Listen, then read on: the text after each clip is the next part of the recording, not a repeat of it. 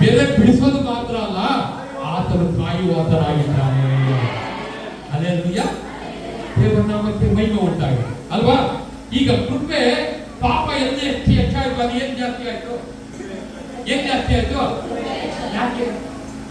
ನಾನು ಸರಿ ಹೇಳಿದ್ದೆ, ಇಲ್ಲಿ ನೋಡ್ರಿ ಹಾವುಗಳು ಓಡಾಡ್ತದೆ ತಿಳ್ಕೊಂಡು ಏನು ನೀವು ನೋಡ್ತಾ ಇದ್ದೀರ ವಾರ ವಾರ ಏನಾಯ್ತು, ಒಂದ್ ದಿವಸ ಒಂದ್ ಹಾವು ನೋಡಿದ್ರಿ, ಇನ್ನೊಂದ್ ದಿವಸ ಎರಡು ಹಾವು ನೋಡಿದ್ರಿ, ಇನ್ನೊಂದು ವಾರ 3-4 ಹಾವುಗಳು, ಹೀಗೆ ಏನಾಗ್ಬಿಡ್ತು, ಹಾವುಗಳು ಜಾಸ್ತಿ ಆಗ್ಬಾರ್ದು.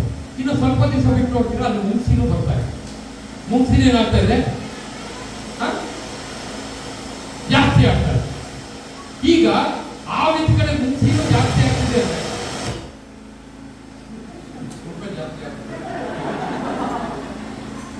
ಹಲ್ಲೆಲೂಯಾ. ಈಗ ಹಾವಿನ ಕಡೆ ಮುಂಗ್ಸಿ ಜಾಸ್ತಿ ಆಗ್ತಾ ಇದೆ ಅಂದ್ರೆ ಏನರ್ಥ? ಈಗ ಪಾಂಬಿನ ಬಿಡುತ್ತೆ, ಮುಗಿಸಿನ ತೆರಿಮ ಮುಗಿಸಿ ಪಾಂಬು ಜೊತೆ ಸಡ್ಡೆ ಕೊಡದೆ 25 ಆಚ ಈಗೇನೋ ಕೊಟ್ಟಿಗೆ ಗಿರ ಈಗ ಪಾಂಬು ಇರುತ್ತೆ, ಗಿರ ಜಾಸ್ತಿ ಇರ್ತದಣ್ಣ. ಏನರ್ಥ? ಹಾವಿನ ಕಡೆ ಮುಗಿಸಿ ಜಾಸ್ತಿ ಆಗಿದೆ ಅಂದ್ರೆ ಏನರ್ಥ?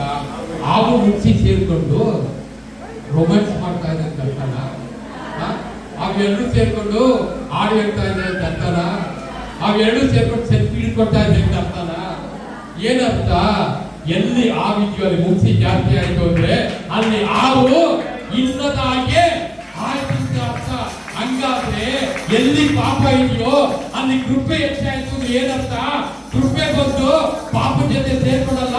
ಎಲ್ಲಿ ಕೃಪೆ ಬರ್ತದೋ ಅಲ್ಲಿ ಪಾಪ ಇಲ್ಲದ ಹಾಗೆ ಬರ್ತದೆ.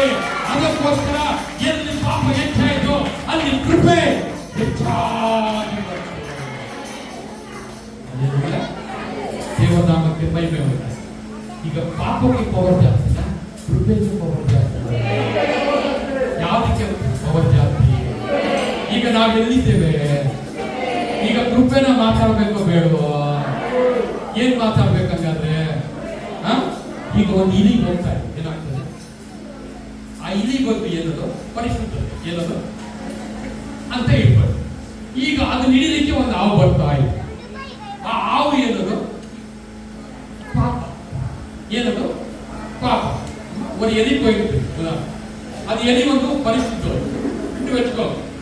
அது பின்னால ஒரு பாம்பு வந்தது. அந்த பாம்பு என்ன? பாவம். இந்த பரிசுத்தத்தை குடிக்கிறதுக்கு பின்னால என்ன வந்தது? ಈ ಪರಿಶುದ್ಧತೆಯನ್ನು ಹಿಡಿಲಿಕ್ಕೆ ಇಂದಿನ ಪಾಪ ಏನ್ ಮಾಡ್ತಾ ಇದೆ? ಬರ್ತಾ ಇದೆ. ಈಗ ಈ ಪರಿಶುದ್ಧತೆ ಇಲಿ ಈ ಹಾವಿನಿಂದ ತಪ್ಪಿಸ್ಕೊಳ್ಬೇಕು ಅಂದ್ರೆ ನೀನು ಹೋಗಿ ಇಲಿಗೆ ಪಾಠ ಮಾಡಬಾರ್ದು. ನೀನು ಹಿಂಗಿರ್ಬೇಕು, ನೀನು ಹಿಂಗೆ ಎದ್ದೊಳ್ಬೇಕು, ನೀನು ಕಣ್ಣೀರಿಂದ ಪ್ರಾರ್ಥನೆ ಮಾಡಬೇಕು, ನೀನು ಉಪವಾಸದಿಂದ ಪ್ರಾರ್ಥನೆ ಮಾಡಬೇಕು, ನೀನು ಹಂಗೆ ಇರಬೇಕು, ಹಿಂಗೆ ಇರಬೇಕು. ಪಾವಿನ ಎಲಿ ತಪ್ಪಿ ನೋಡ ಪಾವದಿಂದ ಪರಿಶುದ್ಧತೆ ಬರೋಣ ಎಲಿ ಪಾಡಕ್ಕೆ ಕೂಡದು. ನೀ ಕಣ್ಣೀರ್ಲೆ ಧೈರ್ಯ ಅಳುನು, ನೀ ಅಬ್ಬಿಗೆ பண்ணணும் இப்படி பண்ணணும் ಅದಕ್ಕೆ சொல்லக்கூடாது.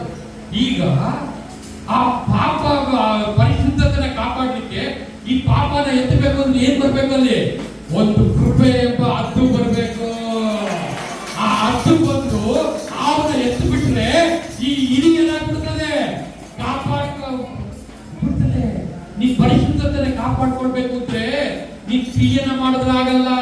ನೀ ಪರಿಶುದ್ಧತೆನ ಕಾಪಾಡ್ಕೊಳ್ಬೇಕು ಅಂದ್ರೆ ನಿನಗೆ ಕೃಪೆ ಬೇಕು. ಆ ಕೃಪೆ ಬಂದ್ರೆ ಆ ಪಾಪ ಇಲ್ಲದ ಹಾಗೆ ಆಗ್ತದೆ.